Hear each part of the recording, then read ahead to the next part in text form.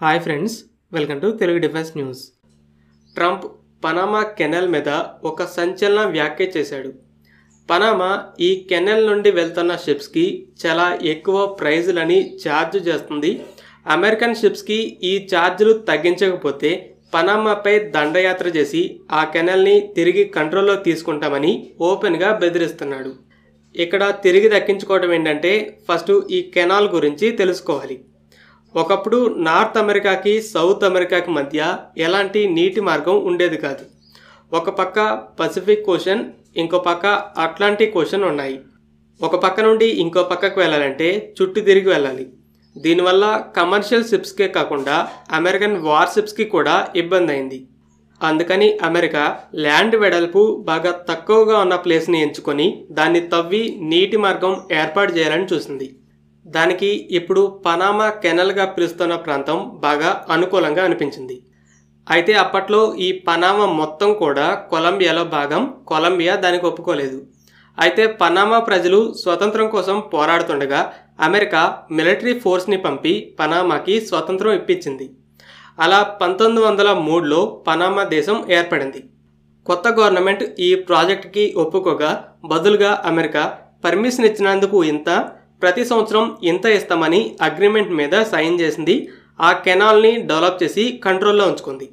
తర్వాత అక్కడ ఒక టోల్ గేట్లా పెట్టి మిగిలిన దేశాల షిప్స్ నుండి ఫీజులు వసూలు చేసేది.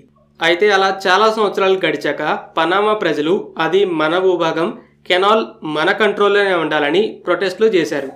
ఇక 96 సంవత్సరాల తర్వాత 1999లో అమెరికా దాన్ని పనామాకి పూర్తిగా హ్యాండ్ ఓవర్ చేసింది. ఇప్పుడు ప్రతి సంవత్సరం 10,000కి పైగా షిప్స్ దాని గుండా పాస్ అవుతున్నాయి. అయితే ఇప్పుడు ట్రంప్ మా షిప్స్కి ఫీజు తగ్గించాలి, లేకపోతే దండయాత్ర చేసి మొత్తాన్ని కంట్రోల్లోకి తీసుకుంటామని బెదిరిస్తున్నాడు. అయితే ట్రంప్ నాయకత్వంలో అమెరికాకి నార్త్ అమెరికాలో బాగా ఆశ ఎక్కువైంది.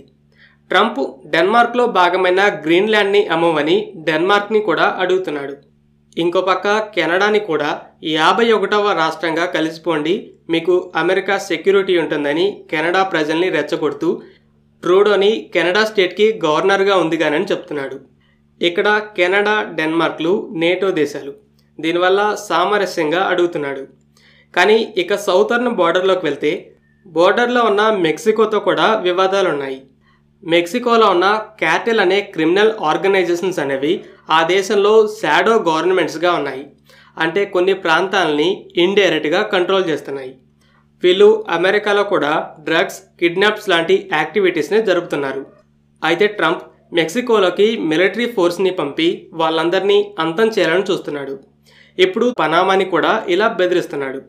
ఒకవేళ వేరే దేశాలు కనుక ఇలా చేస్తే అన్నింటికంటే ముందు అమెరికానే వచ్చి శాంక్షన్స్ని విధిస్తుంది. కానీ అమెరికాకి మాత్రానికి ఆ నియమాలు వర్తించవు. దీన్ని ఏమంటారో కామెంట్ చేయండి. ఫ్రెండ్స్, ఈ వీడియో మీకు నచ్చినట్లయితే లైక్ చేయండి. అలాగే మరిన్ని ఇంపార్టెంట్ డిఫెన్స్ అప్డేట్స్ కోసం మన ఛానల్ని సబ్స్క్రైబ్ చేసుకోండి.